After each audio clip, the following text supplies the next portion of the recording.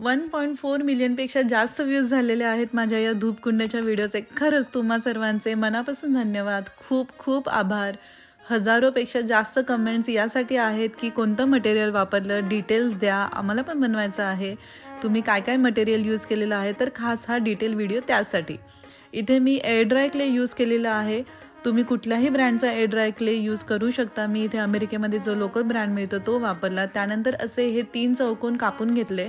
तर आता या चौकोनाचं मेजरमेंट मी डिटेल कॅप्शनमध्ये तुम्हाला देते. तर हे चौकोन जे आहेत ते फार महत्त्वाचे आहेत या प्रोसेसमध्ये, कारण असे चौकोन ऑलरेडी कापून घेतल्यामुळे मला क्लेवरती काम करायला अतिशय सोपं झालं. एक रेफरन्स मिळाला जेणेकरून मला ते डायरेक्ट कट करता आले. धूपकुंडामध्ये 3 लेयर्स आहेत. तर हा जो चौकोन आहे हा मधला लेयर आहे आणि याच्यामध्ये आता आपण छोटा चौकोन ठेवून कापून घेणार आहे जेणेकरून धूप ठेवण्यासाठी आपल्याला आतमध्ये जागा होईल. हा छोटा चौकोन आहे, हा सगळ्यात इम्पॉर्टंट पार्ट आहे याच्यामधला, कारण असं कापून घेतल्यामुळे आपल्याला जेव्हा 2 लेयर्स आपण जे कट करणार आहोत, जसं की हा त्याच्या सगळ्यावरचा टॉप लेयर आहे, तर हे 2 लेयर्स सेम आतला चौकोन त्या मापामध्ये आपल्याला कापता येतो.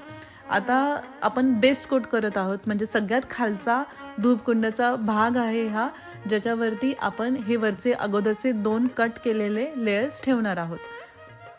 फिनिशिंग तुम्हाला हवं त्या पद्धतीने तुम्ही करू शकता. त्याच्यानंतर हे जे लेयर्स एकावरती एक चिकटवलेत, यासाठी मी क्राफ्ट ग्लूचा वापर केलेला आहे. तुम्ही कुठल्याही प्रकारचा स्ट्रॉंग ग्लू किंवा फेविकॉल वापरू शकता. थोडंसं आतला चौकोन आपल्याला इकडे तिकडे झालाय असं वाटलं तर तिथल्या तिथे ते करेक्ट करून घ्यायचं आणि फिनिशिंगसाठी तुम्ही हवे ते टूल्स वापरू शकता. आता हा एअर ड्राय क्ले 24 तास मी सुकून दिलेला आहे.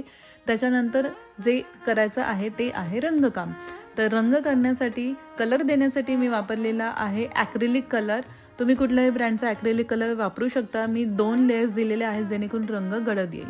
धूप जेव्हा जळत येते तेव्हा खालचा पोर्शन धूपकुंडाचा खराब होऊ शकतो, म्हणून मी वापरलेली टी लाईट जी असते ती अशा पद्धतीने कट करून घेतलेली आहे आणि आपलं धूपकुंड तयार आहे. कसं वाटलं तुम्हाला व्हिडिओ नक्की सांगा आणि तुम्ही दिलेल्या प्रतिसादाबद्दल खरंच खूप खूप धन्यवाद. हा लाल कलरचा धूपकुंड आणि पिवळ्या रंगाचा धूपकुंड दोघांचे मेजरमेंट्स मी कॅप्शनमध्ये डिटेलमध्ये देते. बोलताना जर काही वर खाली झालं असेल तर कृपया समजून घ्या. ती 2-3 मिनिटाच्या व्हिडिओमध्ये सर्व प्रोसेस डिटेलमध्ये सांगायला खरंच अवघड जाते, परंतु प्रयत्न नक्कीच चालू असतो. तुम्ही दिलेल्या प्रतिसादाबद्दल खरंच मनापासून परत एकदा धन्यवाद.